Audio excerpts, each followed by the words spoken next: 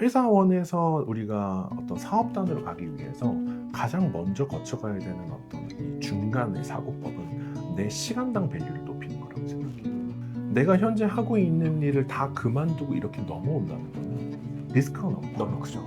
내가 생각할 땐 어마어마한 고가인데 사는 사람이 있는 거예요. 청담 압구정에서 돈 많은 아이들 이제 영어 스피킹 가르쳐주고 뭐 소개 들어오는 과외도 가고 그러면서 한 연봉 1억 정도를 계속 유지하고 있었던 찰나에 여기서 이제 페이서스로 넘어오는 게 좀 힘든 거죠. 그러면 그 1억이라는 받을 수 있는 건데 심지어 조금만 더 열심히 하시면 1억 넘을 수 있잖아요. 교육업이니까. 근데 그거를 포기를 하고 사업을 하시니까 되게 어려울 것 같은데 그때의 생각? 마음가짐 이런 게 어떻게 되셨어요? 일단 장기적 관점에서 문제가 있다는 걸 인지하는 게 가장 큰 것 같아요. 아마 이제 보시는 분들도 마찬가지로 우리가 직장에 있든 뭐 어떤 방식으로 돈을 벌든 이게 내가 10년을 가도 할 수 있을까? 혹은 10년 뒤에도 할 수 있는가? 맞죠. 그러다 보니까 자기 사업을 도전하는 거고.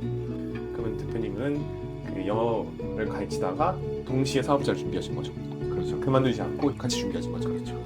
그러면 대표님 입장에서는 노하우 같은 게 전에 스타트업을 다니시면서 사업을 준비하셨고 이제 그 이후에 영어 교육 하시면서 사업을 동시에 준비해서 그렇죠. 계시니까. 그렇죠. 깨작깨작 이렇게 하면서 그래서 제가 이제 회사단에서 넘어오실 때 근데 이거는 사실 너무 뭐 당연한 거기도 하고 유명한 거기도 하지만 내가 현재 하고 있는 일을 다 그만두고 이렇게 넘어온다는 거는 리스크가 너무 커요. 크죠. 제가 느낄 때. 너무 크죠. 그러니까 지금 내가 하고 있는 일에서 사이드 잡으로 시간을 내서 그다음에 대신에 밸류가 높아야 되겠죠.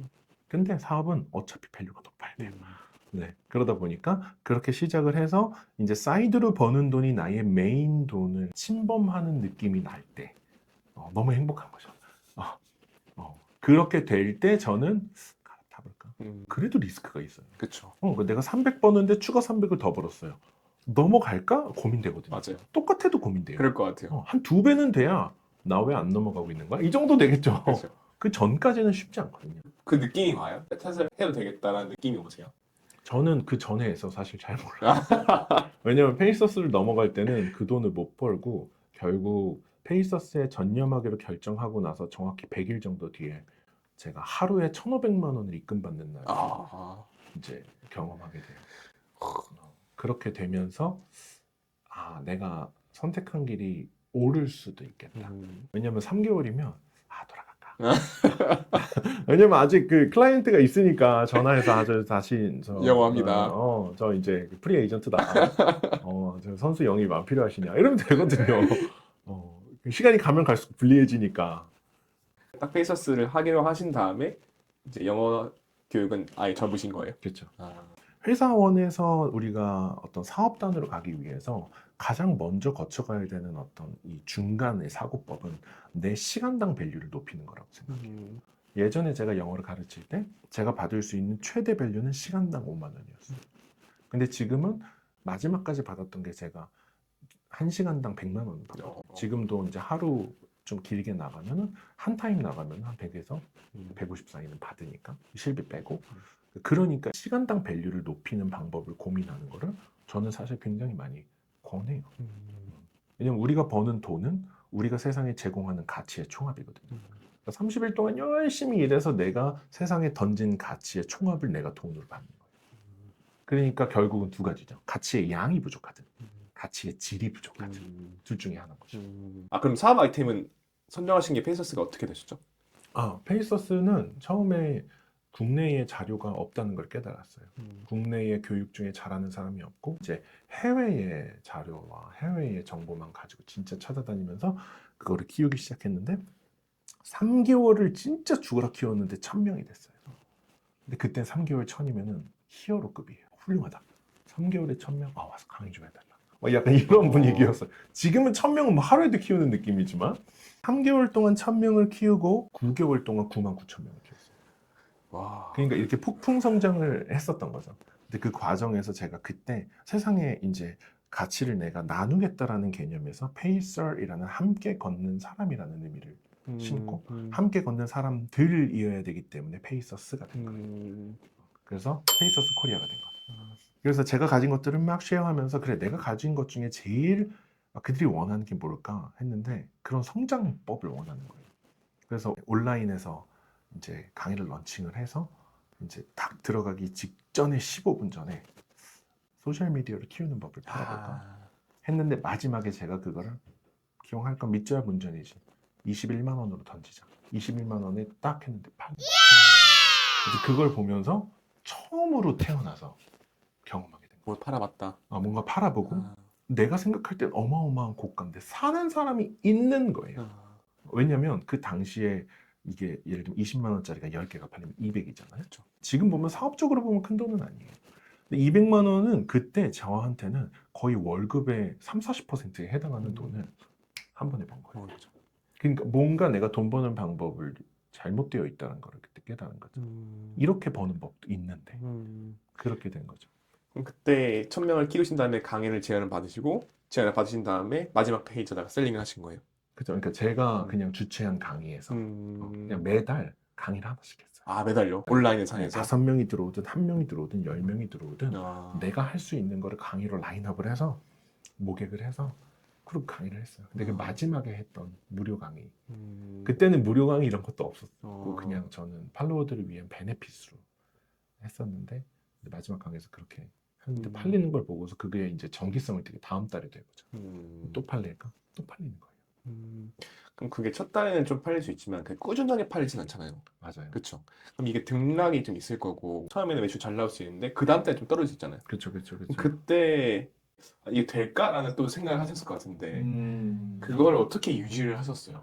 2, 3개월 정도 하고선 단물이 빠진다고 했을 때 새로운 커뮤니티 리더분이랑 조인이 되면서 그쪽에 있으신 분들이 고객들이 유입이 되기 시작하고 그 커뮤니티를 발판으로 또 이만큼 키우고 그리고 한번 고가에 런칭했는데 또 그게 팔려서 이제 하루에 1,500만 원을 벌고 이제 그러다가 이건 본질적으로 문제를 해결하는 게 비즈니스인데 이거는 한계가 있다 해서 이제 MBA 프로그램이 그 다음 해에 나오게 돼요. 그러고 나서 MBA 프로그램 첫 런칭 때 한 7, 8천만 원 정도를 벌었던 것 같아요. 지금 만약에 직장인이요. 대표님처럼 되고 싶어요. 그렇게 강의도 하고 싶고 하신 분도 있을 텐데 그럼 어떤 단계로 조언을 해줄 수 있으실 것 같아요? 저는 현실을 좀 알려줄 것 같아요. 저는 그런 분들 실제로 와요. 대표님 저도 동기부여가 가지고 동기부여 계정을 하고 싶어요. 근데 해봤거든요. 한계가 있어요. 우리나라의 동기부여를 먹고 사는 사람이 몇 명이나 있겠습니까? 시장 파이가 동기부여는 인생 전체를 아우르지만 거기서 돈을 받으면서 동기부여할 수 있는 사람은 한정되어 있어요. 플러스 동기부여가는 절대로 동기부여만 할 수는 없어요. 책도 내야 되고요. 그러니까 글도 잘 써야 돼요. 그러니까 그런 걸 봤을 때는 일단 진정 이것이 너가 원하는 길이냐 라는 거를 저는 확인을 하고 저는 원합니다 라고 하면 첫 번째 공부부터 해요. 동기부여가 되려면 성공학이나 자기계발 분야에 대한 탄탄한 지식이 있어야 된다. 그래서 공부하고 그 공부한 것들을 매일매일 만약에 한다고 했을 때 그 매일매일 한 결과를 포스팅해라 하면서 팬들을 모으면서 나의 자기 성장을 동시에 이뤄가라고 할 것 같아요. 요약하면은 직장을 다니시는 분들이라면 자기가 좋아하는 것들을 계속 포스팅하면서 그렇죠. 매일매일 포함해서 뭐 유튜브든 인스타든 블로그든 그렇죠. 하면서 자기의 팬들을 만든 다음에 매니아적 팬들을 만들어야죠. 그게 고객이 되게 하게끔 만드는 거죠. 그렇죠. 근데 이제 여기에 굉장히 많은 부분이 있어요. 그 첫 번째, 자기의 흔적을 기록해서 올리는 거잖아요. 그렇죠. 이게 다 실패해요. 왜냐면 일기와 책의 차이예요. 독자를 고려하고 썼냐. 그러니까 읽기 좋게 가공해줘야 돼요. 여기서 이제 성패가 되는 거예요. 성패가 어마어마하게 가요. 독서, 책 스타트가 싹 다 망하는 이유가 나 이런 책 읽었는데 너무 좋았어. 내가 깨달은 건 이런 거야. 사람들이 봤을 때 어쩌라는 거야. 근데 이게 고객 맞춤형으로 나가면 나는 이러한 깨달음을 얻었는데 이런 상황에 있는 너에게 이 깨달음이 필요할 것 같아 라고 말해줘야 돼요.